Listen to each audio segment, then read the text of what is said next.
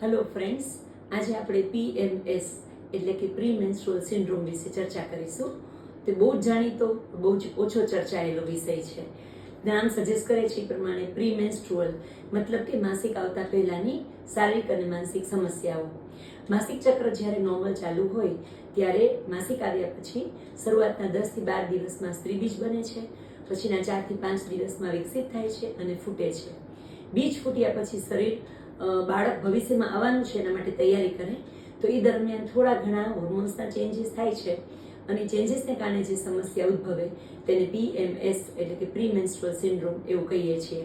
1953થી એના વિશે ચર્ચા થયેલી અને સૌથી પહેલાં એના વિશે સવિસ્તાર માહિતી અપાયેલી અને 1980 પછી કાયદાકીય રીતે પણ એની સમસ્યાઓ અને સ્ટ્રેસને કારણે થતી મુશ્કેલીઓને ગવર્મેન્ટે કોર્ટમાં પણ એપ્રૂવ કરેલી છે. તો એ સમય દરમિયાન જો માનસિક આવેગને કારણે થતા ગુનાઓ હોય તો એ માસિકના પ્રીમેન્સ્ટ્રુઅલ સિન્ડ્રોમને કન્સિડર કરવામાં આવે છે. એટલી હદે અમુકને રોગ નડી જતો હોય છે. એમાં થતું શું હોય છે તો શારીરિક રીતે બહુ જ વજન લાગે, પેટ ફૂલેલું લાગે એવું થાય, પિમ્પલ્સ થાય, ખીલ થાય એવું થાય, થોડું ભૂલકરાપણું આવી જાય, કામ કરવામાં સુસ્તી લાગે, ઊંઘ આવે એવું બધું થાય અને માનસિક રીતે ગુસ્સો આવે, ઇરિટેશન મતલબ કે નાની વાતમાં ઉદ્વેગ થાય, બહુ જ નાની વસ્તુને આપણે મોટું સ્વરૂપ આપીને ઝઘડો કરી બેસીએ એવું થાય અને બહુ અંતિમવાદી કિસ્સામાં ઘણીવાર જે અપરાધિક કહેવાય એવા પણ કાર્યો થતા હોય છે.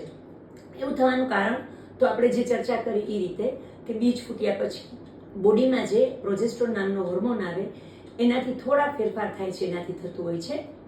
આપણા શરીરમાં હેપીનેસ માટે એન્ડોર્ફિન નામના હોર્મોન્સ હોય છે. આ પ્રોજેસ્ટ્રોન હોર્મોન એને થોડું લેવલ ડાઉન કરી દે છે, એનું જે લેવલ હોય છે ઓછું થતું હોય છે, એનાથી આ મુશ્કેલીઓ થતી હોય છે. તો એ થવાના કારણો સમજ્યા, એ થાય છે એના લક્ષણો સમજ્યા તો એનું નિરાકરણ શું છે તો સૌથી પહેલાં તો મેડિટેશન. થોડું આપણે આ રોગને સમજીએ અને મન શાંત રહે એવી કોશિશ કરીએ તો મેડિટેશનથી થોડું ઘણું ઇમ્પ્રૂવ થાય. એવું પ્રૂવ થયું છે કે વિટામિન બી કોમ્પ્લેક્સ, અમુક ટ્રેસ એલિમેન્ટ્સ મતલબ જે માઇનોર મેગ્નેશિયમ, ઝિંક, કોપર એવા બધા ધાતુઓની થોડી મુશ્કેલી હોય, એનો અભાવ હોય ત્યારે આ બધું થતું હોય છે. એટલે શરૂઆતમાં મલ્ટીવિટામિનની ટેબ્લેટ્સ આપતા હોઈએ છીએ.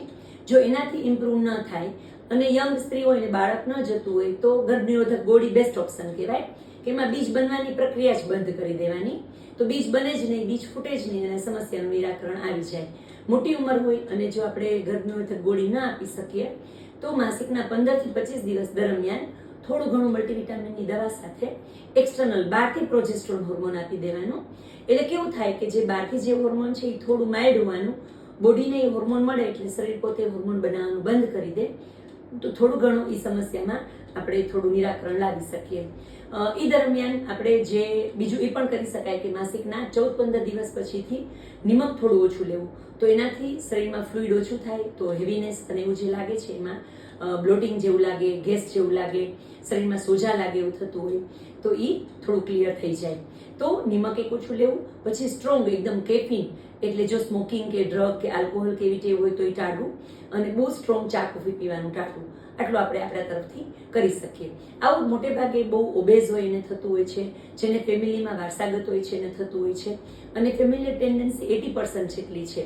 તો સપોઝ તમારા મધરને કે કોઈને આ છે તો તમે પહેલેથી કાળજી રાખો, તમે મનમાં એ સમજી અને આ મુશ્કેલી થવાની છે તો પહેલેથી એના માટે પ્રિપેર રહો તો થોડું તમે સ્વાભાવિક રીતે એના માટે તૈયાર રહી શકો અને એને ટાળી શકો. આ સિવાય થોડું એજ વધે એમ થતું હોય છે તો 30 થી 35 ઉંમરમાં શરૂ થતું હોય છે અને 35 અપની એજમાં વધારે થતું હોય છે. તો એ દરમિયાન આપણે આપણા ફેમિલી મેમ્બર્સને બધાને સમજાવી તમારી જિંદગીમાં જે મુશ્કેલ તબક્કો આવે છે એના માટે એ લોકોને તૈયાર કરો અને એ લોકો આ બધી વસ્તુ માટે પ્રિપેર રહેશે તો એ તમને હેલ્પ કરી શકે. તો PMSની સારવાર જેટલી તમને પોતાને જરૂરી છે એટલું જ આ રોગનું નોલેજ અને એ સારવારમાં તમને હેલ્પ થાય માટે તમારા ફેમિલીનો અને તમારા ડૉક્ટરનો સપોર્ટ પણ જોઈશે. તો ચાલો PMS સાથે લડીએ, એની સાથે સારી રીતે જીવન જીવતા શીખીએ.